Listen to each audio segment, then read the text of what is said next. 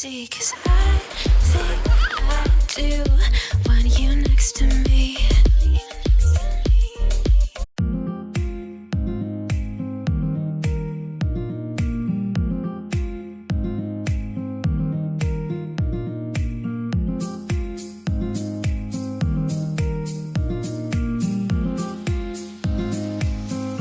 Maalala nyo guys, nagpagupit tayo at saka nagpakulay tayo last week. And then, ganito ang itsura ng buhok ko. Pag hindi ko siya blow dry, at saka inaayon ganyan. Natural kasi yung buhok ko. Yung parang ganyan. Ito. And then, medyo oily na siya kasi binabasa ko lang yung buhok ko every other day. And then, naglalagay din akong leave-in moisturizer sa buhok. Ito yung nilalagay ko after ko maligo. Itong yung brand niya is NAC. Ayan. Leave-in moisturizer. So, ito ang ginagamit ko after ko maligo. So, anyway, nung umuwi ako ng Pilipinas, may nabili ako na keratin. Sa Bicol ko na to nabili kasi sa Manila, di ba, nagpa-keratin ako. Medyo ang mahal ng keratin nung pinagawan ko doon. Tapos, nung umuwi ko ng Bicol, si Jan nagpa-hair color siya sa isang salon. And then, nag-asa ko kung pwede akong bumili ng keratin sa kanila. And then, yeah, pumayag naman sila. So, nakabili tayo ng keratin. Ang keratin na nabili ko, meron siyang 3 steps. So, yung una is ito, deep cleansing shampoo. Ayan. Deep cleansing shampoo number 1. Ang brand niya is Manis. Ayan. So, ito yung una. Isa-shampoo natin ang buhok natin na 2 beses. And then, after ko ma-shampoo, i-apply natin tong smoothing, ayan, smoothing treatment. Ayan yung number 2. So, ayan. And then, yung number 3 is keratin mask. Yan yung last. Number 3. Keratin mask. So, ito ang gagamitin natin. And then, may nabili rin ako doon sa parlor ko saan ko nakuha yung keratin na pang hot oil. Yung hot oil is yung L'Oreal. Ayan. Ayaw niya mag-focus. So, ayan. So, ito, gamit na gamit ko to kasi ginagamit ko siya every, twice a month. Ayan. Kaya 2 beses sa buwan ko siya ginagamit. Kaya gamit na gamit siya. So, medyo matigas siya. So, i-hot oil natin siya. And then, ang shampoo na ginagamit ko, recommend niya yung purple na shampoo. Ipakita ko sa inyo mamaya. So, ngayon, gawin ko muna to. Babasin ko, hugasan ko yung buhok ko. Magsha-shampoo tayo nito. And then, babalik ako. So, ayan guys. Tapos ko na siyang i-shampoo. 2 beses ko siya sinampoo. Yung paggamit ko ng shampoo, konti lang. Yung parang regular na nagsha-shampoo ka lang. And, mabula siya. And, mabango din siya. Shhh! Ayun siya ang ingay. And, yeah, ano siya. Tapos sabi, wag daw i-blow dry. Dapat daw, towel lang daw ang gamitin sa pag-dry ng buhok. And dapat 80% dry. So, ayun, siguro okay na yun. Medyo basa ditong konti. So, hindi naman sinabing dry na dry. So, siguro okay na to. And then, yung next, bago ko pala ginamit yung shampoo na yung number 1, ginamit ko muna yung shampoo na purple para sa, para sa color ng buhok ko. So, eto muna ginamit ko din. Ginamit ko na yung number 1. Eto. So, yung next na gagamitin natin is yung number 2. Yung smoothing treatment. Ayan. So, ayan siya. Yan ang gagamitin natin. And then, gagamit daw tayo ng brush na ganito. Tawag ito. Ang tawag dito ay tint brush. So, ayan. I-divide daw yung buhok sa 4. So, siguro sa akin 2 lang kasi maliit lang naman, maliit. Maiksi lang naman yung buhok ko. So, i-section natin siya 2. Kinuha ko yung salamin. Ayan, may salamin na tayo. Hi, Holly. Mook. May mook daw siya. So, i-apply ko na siya, guys. Hala, good luck. Good luck talaga. First time ko mag-ganito. Kahit kulay sa buhok, hindi ko pa nagagawa na ako ang gumawa. So, ganyan, ibabrush lang natin siya sa buhok natin. Siguro maglagay ako nito. Wala kami ibang kulay na maliit na towel. Ganito lang, puti. Sana hindi siya magmancha. Holy girl. So, paano ba to? Ano naman to, ha? Tapos, sabi pala, wag masyado doon sa scalp.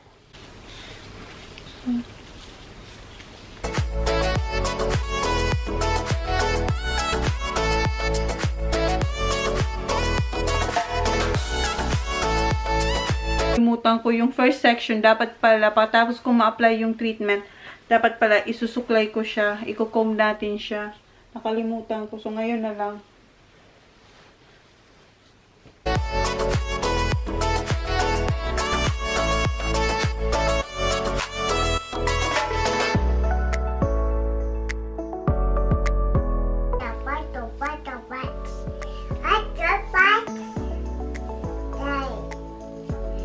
So, ayan. Tapos ko na yung etong side. Yung dito, konti na lang yung natitira. So, naubos ko na yung unang linagay natin kanina. Yung nakita nyo. Ngayon, maglalagay tayo ulit ng konti lang. Alam nyo guys, ang dami nito. So, ayan. Siguro ganyan lang. Ang dami niya pa. So, maraming beses ko ito magagamit. Kasi eto na lang eh. Eto na lang oh. Tapos na tayo. Tapos na tayo dito sa step 2.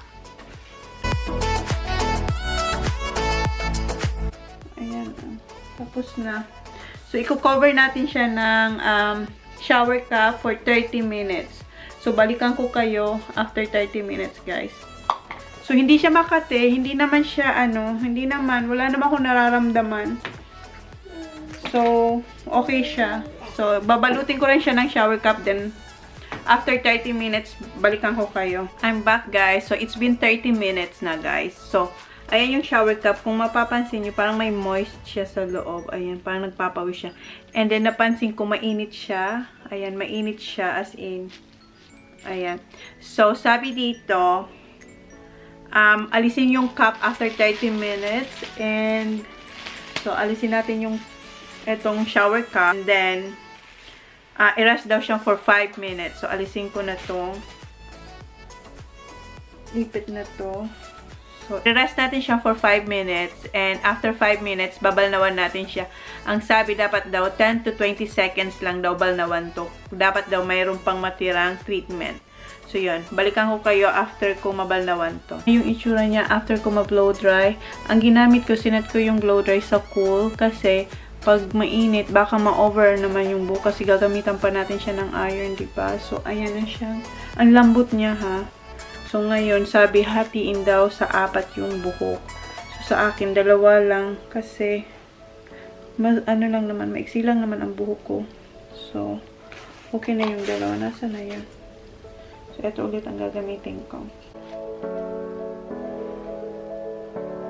Ang lambot niya, at saka ang bango-bango niya. So, ayan, plantsahin na natin siya, guys.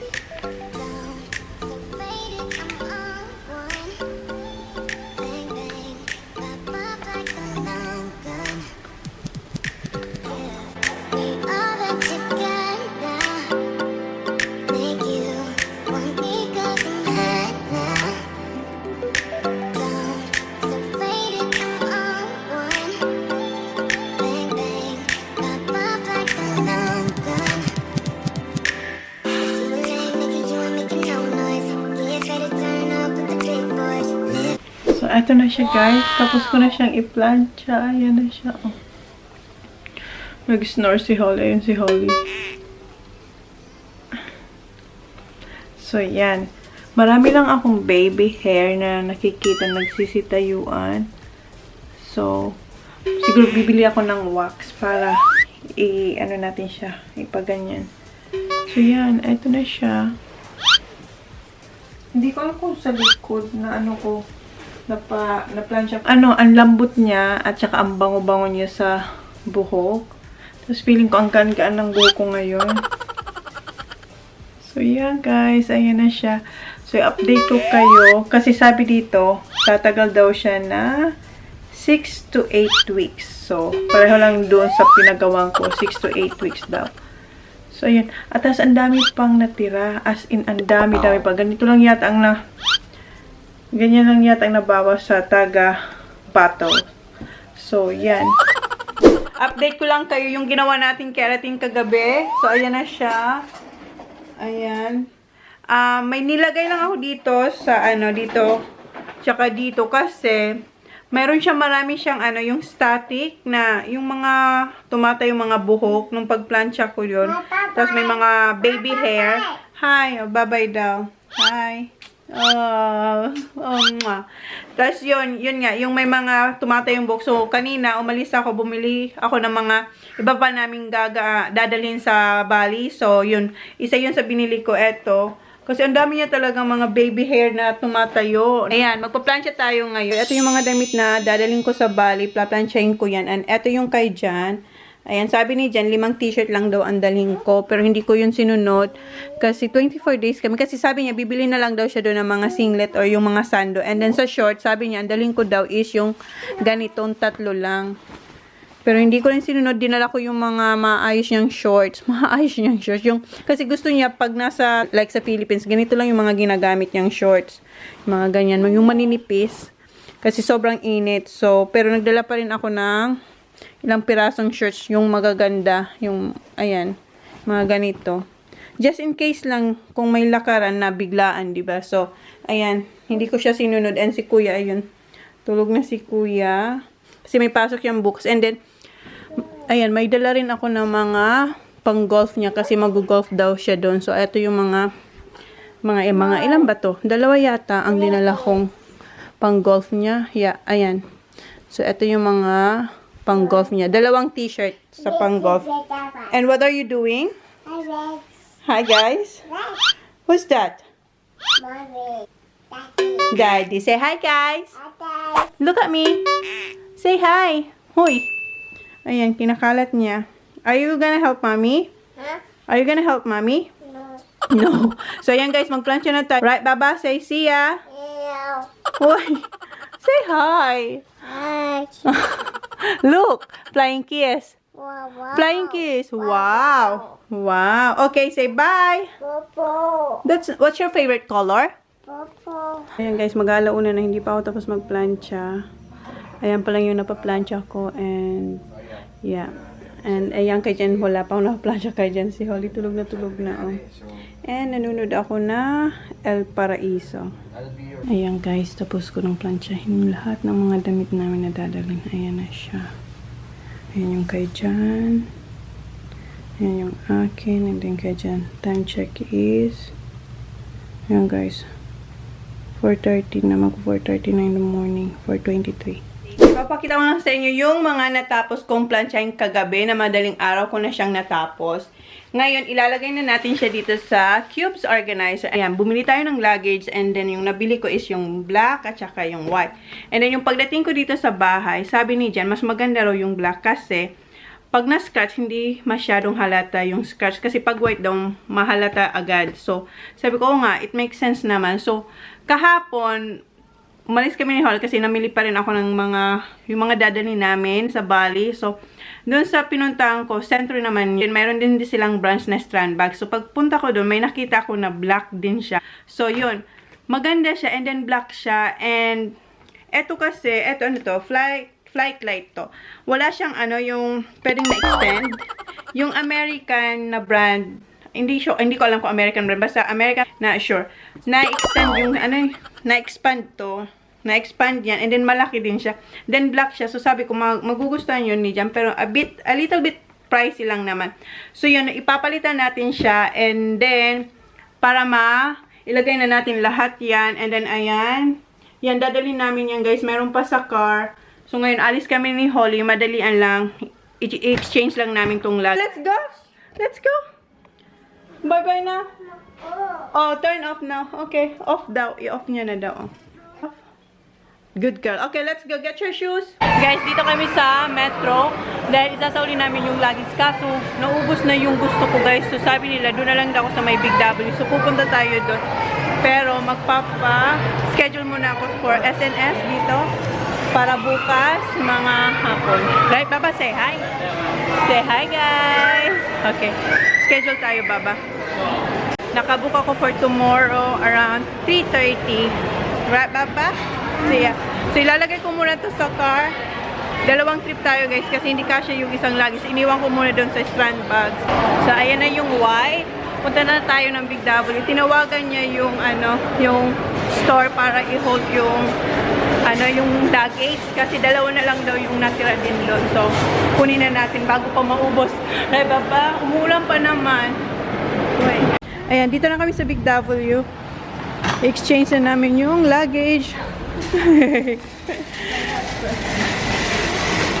Tinutulungan ko ni Hola. So, ayan yung strand bags dito sa Big W. So, ayan yung luggage nating dalawa. Ayan si Holly. Tinutulungan tayo. Okay. Naka-hold na siya sa atin. So, ngayon, babayad tayo ng... So it's $80. So, ito yung i-exchange natin. Ito yung una kong binili. Ang pangalan niya is Flight Light. And now, exchange ko siya dito sa American Tourist. Right? American Tourist? Yeah, ayan siya.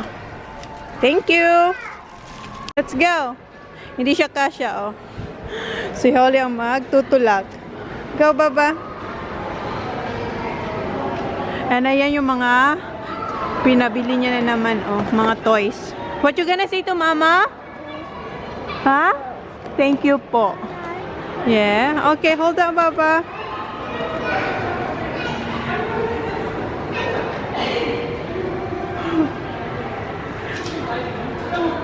You alright, Baba?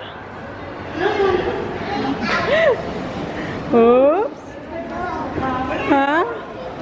Okay, go. Papa, it's not Papa. Okay. Yan, bahay na tayo. Kanina nung nagdadrive ako pa uwi, yung car ko para siyang dinuduyan sa lakas ng hangin and then umulan din siya kanina.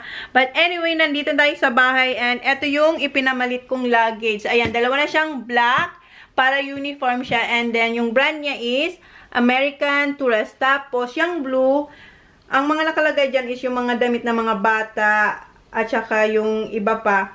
So, hindi ko alam kung madadala namin yung blue. Depende kasi yung mga, ano rin pala, yung mga ipinamili ko last week na mga nappies, ayan, tsaka wife, tsaka yung kung ano-ano pa. Ibinaba ko na sa car, ngayon lang. And then, eto yung mga ipinamili ko kahapon. So, mostly na nakikita nyo dyan, dadalhin namin yan sa Bali. And eto, i-start ko na siyang i-roll kasi mailagay ko na dyan sa cubes organizer. Magkasya lang siya sa dalawang luggage para hindi magreklamo si Sir. But anyway, umpisahan ko na guys kasi marami tayong gagawin at wala namang ibang aasahan kundi ako. So, simulan ko na kasi ako lang naman talaga ang gagawa ng lahat na yan. So, yeah. Mag-start na tayo.